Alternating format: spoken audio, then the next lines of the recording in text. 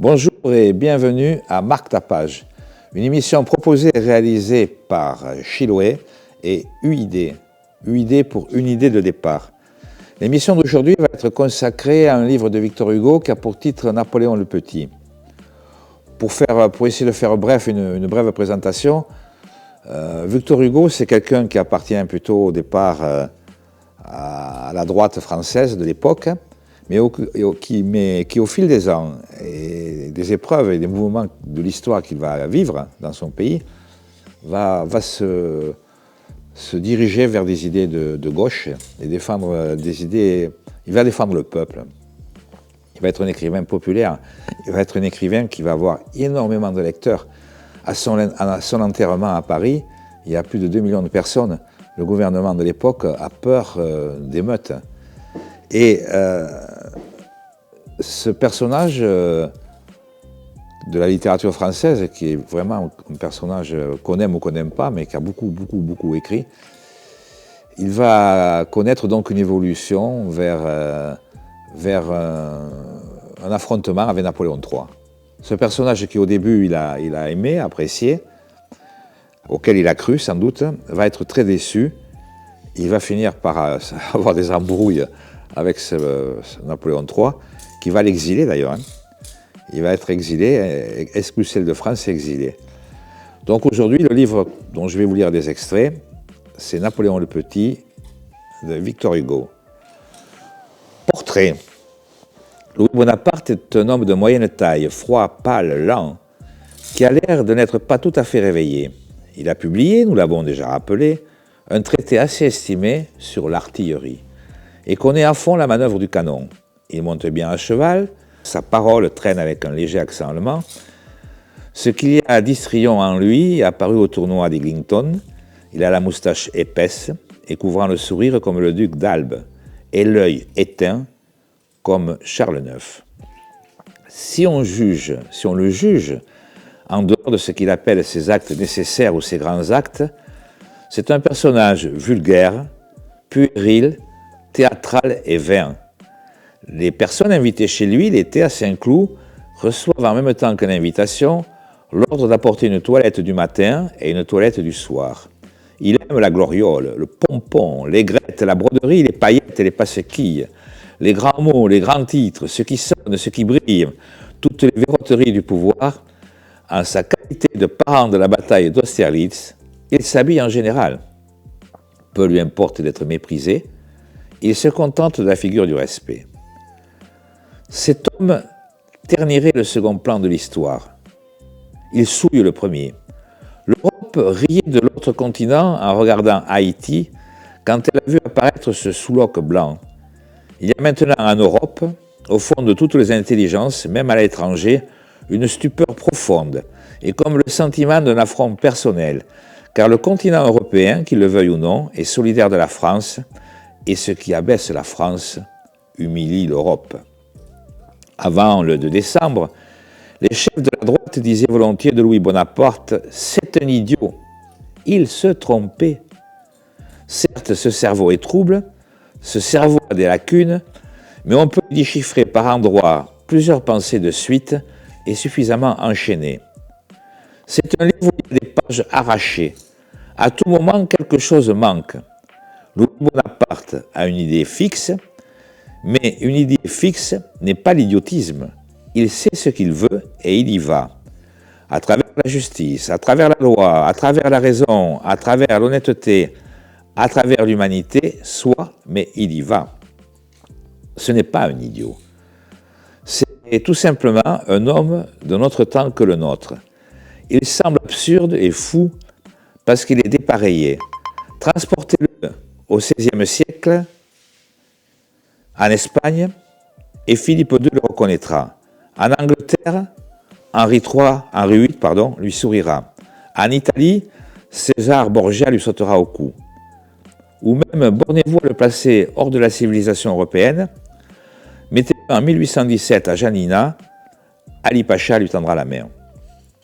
Il y a en lui du Moyen-Âge et du Bas Empire. Ce qu'il fait eût semblé tout simple à Michel Ducas, Romain Diogène, Nicéphore Botoniate, à l'eunuque Narcisse, au Vandale Stylicon, à Mahomet II, à Alexandre VI, à Christian II, à Esling de Padoue, et lui semble tout simple à lui. Seulement il oublie, ou il ignore, qu'au temps où nous sommes, ces actions auront à traverser ces grandes effluves de moralité humaine dégagées par nos 3 siècles lettrés et par la Révolution française, et que dans ce milieu, ces actions prendront leur vraie figure et apparaîtront ce qu'elles sont, hideuses. Ses partisans, il en a, le mettent volontiers en parallèle avec son oncle, le premier Bonaparte. Ils disent l'un a fait le 18 Brumaire, l'autre a fait le 2 décembre. Ce sont 2 ambitieux. Le premier, Bonaparte, voulait réédifier l'Empire d'Occident, faire l'Europe vassale, dominer le continent de sa puissance et l'éblouir de sa grandeur, prendre un fauteuil et donner au roi des tabourets, faire dire à l'histoire Nemrod, Cyrus, Alexandre, Hannibal, César, Charlemagne, Napoléon, être maître du monde, être maître du monde. Il était. C'est pour cela qu'il a fait le 18 Brumaire. Celui-ci veut voir les chevaux et les filles être appelés Monseigneur et bien vivre. C'est pour cela qu'il a fait le 2 décembre. Ce sont 2 ambitieux. La comparaison est juste. Ajoutons que, comme le premier, celui-ci veut aussi être empereur. Mais ce qui calme un peu les comparaisons, c'est qu'il y a peut-être quelques différences entre conquérir l'Empire et le filouter. Quoi qu'il en soit, ce qui est certain, et ce que rien ne peut voiler, pas même cet éblouissant rideau de gloire et de malheur sur lequel on lit Arcole, Lodi, les pyramides, Eylau, Freiland, Sainte-Hélène, ce qui est certain, disons-nous, c'est que le 18 Brumaire est un crime dont le 2 décembre a élargi la tâche sur la mémoire de Napoléon. Monsieur Louis Bonaparte se laisse volontiers entrevoir socialiste. Il sent qu'il y a pour lui une sorte de champ vague, exploitable à l'ambition. Nous l'avons dit, il a passé son temps dans sa prison à se faire une quasi-réputation de démocrate. Un fait le pain. Quand il publia son livre sur l'extinction du paupérisme, livre en apparence ayant pour but unique et exclusif de sonder la plaie des misères du peuple et d'indiquer les moyens de la guérir, il envoie l'ouvrage à un de ses amis avec ce billet qui a passé sous nos yeux. Lisez ce travail sur le paupérisme et dites-moi ce que vous en pensez et si vous pensez qu'il soit de nature à me faire du bien. Le grand talent de M. Louis Bonaparte, c'est le silence. Avant le 2 décembre, il avait un conseil des ministres qui s'imaginait être quelque chose étant responsable. Le président présidait, jamais ou presque jamais. Il ne prenait part aux discussions, pas toujours, pas souvent. Pendant que M. Odilon, Barrot, Passy, Tocqueville, Dufort-Fouché parlaient. Il construisait avec une attention profonde, nous disait un de ses ministres, de cocottes en papier, ou dessinait des bonhommes sur ses dossiers. Faire le mort, c'est là son art. Il reste muet et immobile, en regardant de l'autre côté que son dessin jusqu'à l'heure venue. Alors il tourne la tête et fonce sur sa proie. Sa politique vous apparaît brusquement à un tournant inattendu, le pistolet au poing, jusque-là, le moins de mouvement possible. Un moment, dans les 3 années qui viennent de s'écouler, on le vit de front avec Jean Garnier, qui lui aussi méditait de son côté une entreprise, comme dit Virgile, Ibant Obscuri. La France considérait avec une certaine anxiété ces 2 hommes. Qu'y a-t-il en eux? L'un ne rêve-t-il pas à Cromwell, l'autre ne rêve-t-il pas à Monk? On s'interrogeait en les regardant. Chez l'un, chez l'autre, même attitude de mystère, même tactique d'immobilité. Bonaparte ne disait pas un mot, Changarnier ne faisait pas un geste, l'un ne bougeait point, l'autre ne soufflait pas, tous 2 semblaient jouer à qui serait le plus statue. Ce silence, cependant, Louis Bonaparte le rompt quelquefois. Alors il ne parle pas, il ment.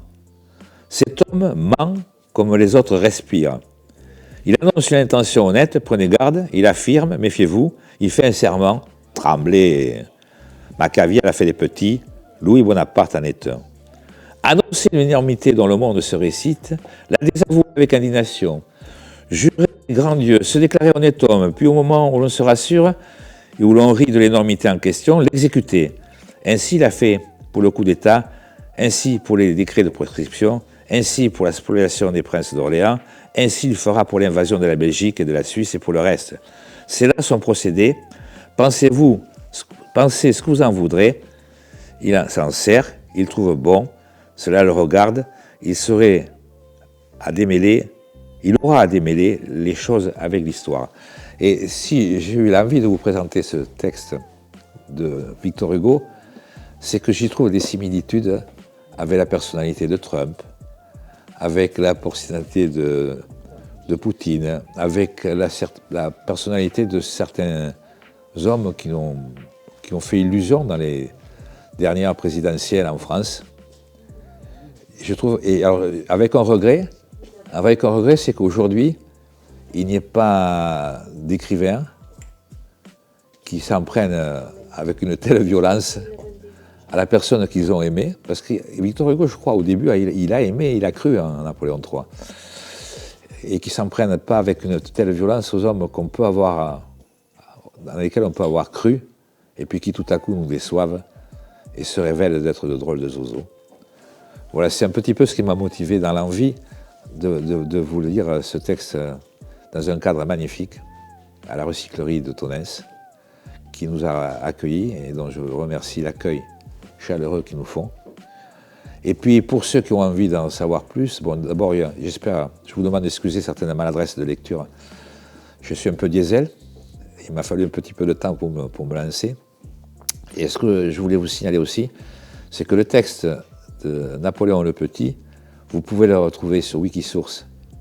Il est en accès libre. Et Victor Hugo, je pense quand même que c'est un grand écrivain français. Voilà. Merci de nous avoir prêté attention. À bientôt pour d'autres lectures.